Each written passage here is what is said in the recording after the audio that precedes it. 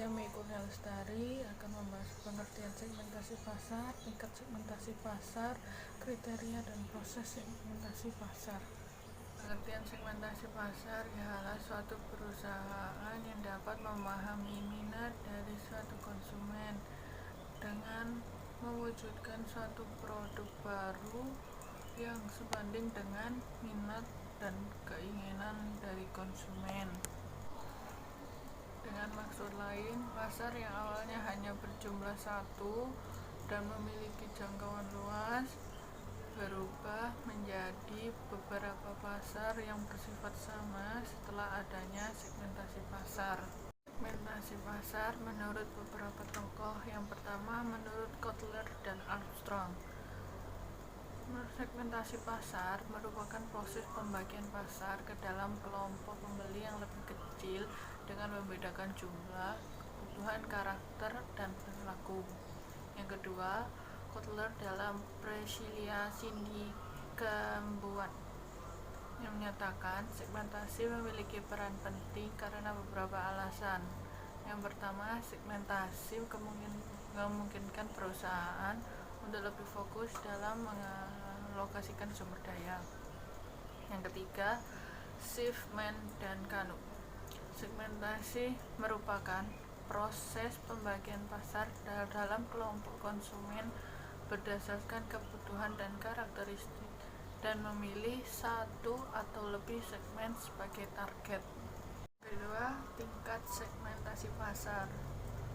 Tingkat segmentasi pasar dibagi beberapa tingkatan.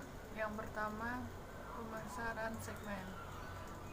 Pemasaran segmen ini adalah perusahaan dapat mengatur, memberikan harga, memberikan produk atau jasa, dan dapat disesuaikan dengan program atau kegiatan pemasaran dalam mengalahkan saingnya. Pemasaran ceruk. Pemasaran ceruk berbeda dengan pemasaran lainnya. Biasanya pemasaran hanya ada satu segmen dan menjadi beberapa segmen. Namun pemasaran ceruk berbeda karena ceruk memiliki daya tarik sendiri. Biasanya para pelanggan bersedia membayar beberapa produk yang terdapat dalam pemasaran ceruk ini. Karena ceruk memiliki ukuran, laba, dan pertumbuhan yang potensial dan menarik banyak sekali pesaing, dan perekonomian dapat berkembang karena spesialisasinya. Ketiga, pemasaran lokal. Pemasaran lokal menghasilkan karakter dengan ciri khas agar kepentingan dan keinginan kelompok pada bidang perdagangan, lingkungan, serta toko sekitar. Maksudnya, biasanya pemasar lebih cenderung mendekatkan diri secara langsung kepada konsumennya. Terus yang keempat, pemasaran individual. Pemasaran individual biasanya individu secara langsung mencari produk-produk yang diinginkan. Biasanya pelanggan melakukan hal untuk mencari suatu keinginan atau kebutuhannya melalui internet. Jadi tidak langsung pelanggan datang di tempat. Perkiraan pemasar mengenai permasalahan dalam segmentasi pasar. Yang pertama, pemasaran massal. Pemasar memproduksi produknya secara banyak, mendistribusikan dan mengiklankan secara massal satu produk kepada seluruh pembeli. Yang kedua, pemasaran berbagai produk. Biasanya pemasar memproduksi dua macam produk atau lebih yang mempunyai karakteristik yang berbeda. Yang ketiga, pemasaran terarah. Maksudnya pemasaran diidentifikasi sebagai segmen pasar, memilih satu atau beberapa yang kemudian dikembangkan produk tersebut, serta pembauran pemasarannya yang disesuaikan dengan konsumen. Tahapan tahapan dalam pemasaran terarah. Yang pertama, segmentasi pasar memisahkan menjadi beberapa kelompok pembeli yang dibedakan dengan kebutuhan, karakter, dan tingkah laku yang berbeda. Yang kedua, menargetkan pasar, proses penilaian daya tarik segmentasi pasar dan memilih satu atau beberapa di antaranya yang dimasuki. Yang ketiga, memposisikan pasar, yaitu merencanakan agar suatu produk dapat menempati posisi yang jelas, berbeda, dan mencapai keinginan relatif tentang produk pesaing yang diinginkan konsumen sasaran.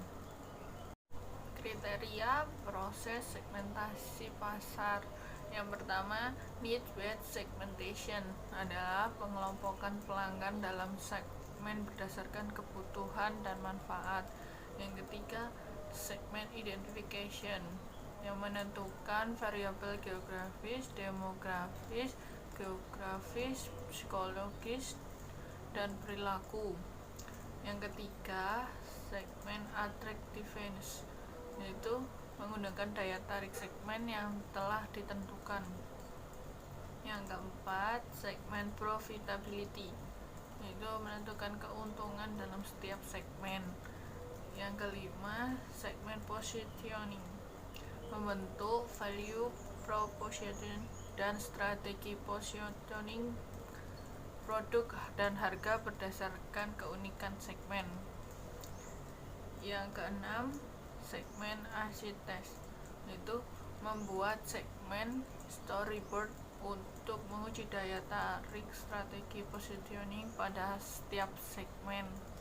Yang ketujuh, marketing mix strategi, memperluas strategi positioning segmen dengan memuaskan seluruh. Assalamualaikum warahmatullahi wabarakatuh.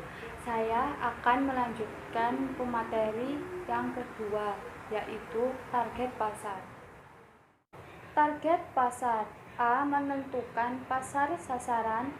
Langkah yang pertama, mengevaluasi segmen pasar yang mencangkup ukuran dan pertumbuhan segmen, kemudian daya tarik struktural segmen, dan sasaran dan sumber daya perusahaan.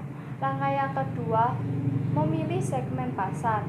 Hal ini terbagi menjadi 3 kategori. Yang pertama, pemasaran tanpa pembeda, bermaksud perusahaan memutuskan untuk mengabaikan perbedaan dalam setiap segmen dan menawarkan satu macam produk kepada seluruh pasar.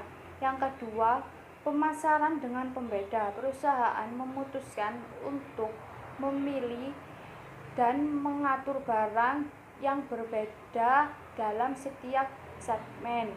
Yang ketiga, pemasaran terkonsentrasi, perusahaan memutuskan untuk mencari porsi pasar besar dalam satu atau beberapa subpasar. Memilih strategi pencakupan pasar. Yang pertama, sumber daya perusahaan. Yang kedua, variabilitas produk. Yang ketiga, tahapan produk dalam daur hidup. Yang keempat, variabilitas pasar. Yang kelima, strategi pemasaran pesaing. C. Kriteria untuk memilih target pasar. Yang pertama, pasar target harus memiliki cakupan yang cukup besar. Yang kedua, saling menguntungkan antar perusahaan. Yang ketiga, dalam target pasar, perusahaan harus memiliki kemampuan untuk bersaing. Positioning, yakni upaya merancang penawaran perusahaan dan citra produk agar mendapat tempat khusus dalam mencapai target pasar. Positioning merek akan mengarahkan strategi pemasaran dengan cara memperjelas inti merek serta tujuan yang dicapai oleh pelanggan dengan bantuan merek dan bagaimana menyelenggarakan suatu merek. Menurut Kasali 1999, beberapa hal yang perlu diperhatikan dalam pemilihan posisi.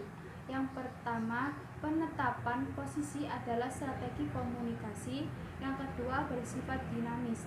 yakni artinya penuh bersemangat dan bertenaga. Yang ketiga, penetapan posisi berhubungan dengan atribut-atribut produk. Atribut produk yakni unsur-unsur yang menjadi pengembangan atau pembeda pada suatu produk yang memberikan nilai serta menjadi bahan pertimbangan pengambilan keputusan pembelian. Yang keempat, atribut produk yang dipilih harus unik. Yang kelima, penetapan posisi harus memberikan arti dan arti tersebut berguna bagi konsumen. Yang keenam, pemilihan posisi harus dibuka dalam suatu bentuk pernyataan. Menetapkan posisi untuk keunggulan bersaing. Yang pertama, posisi produk. Produk yang ditetapkan oleh konsumen didasarkan pada beberapa atribut penting, yakni tempat yang diisi oleh produk dalam ingatan konsumen dan dalam hubungannya dengan produk pesaing. Yang kedua, strategi menetapkan posisi. Produk dapat ditempatkan pada kebutuhan yang dipenuhi atau manfaat yang diberikan. Yang ketiga, memilih dan mengaplikasikan strategi menetapkan posisi. Langkah yang pertama, mengidentifikasi keunggulan bersaing yang mungkin. Keunggulan bersaing ialah keunggulan terhadap pesaing yang diperoleh dengan menawarkan lebih besar kepada konsumen dengan harga yang lebih rendah ataupun memberikan manfaat lebih besar karena harganya lebih tinggi. Yang terdapat beberapa jenis, yakni diferensiasi produk adalah mengidentifikasi produk secara fisik. Kemudian diferensiasi pelayanan, yakni membedakan pelayanan yang menyertai produk. Selanjutnya, diferensiasi personil adalah mempekerjakan dan melatih orang yang lebih baik daripada yang bekerja di perusahaan pesaing. Selanjutnya, diferensiasi citra, yakni membedakan citra perusahaan atau merek. Langkah yang kedua, memilih keunggulan bersaing yang tepat. Terdapat 2 poin. A. Berapa banyak perbedaan yang dipromosikan. B. Perbedaan mana yang harus dipromosikan. Dengan syarat, pertama, penting. Perbedaan yang memberikan suatu manfaat yang sangat bernilai bagi pembeli sasaran.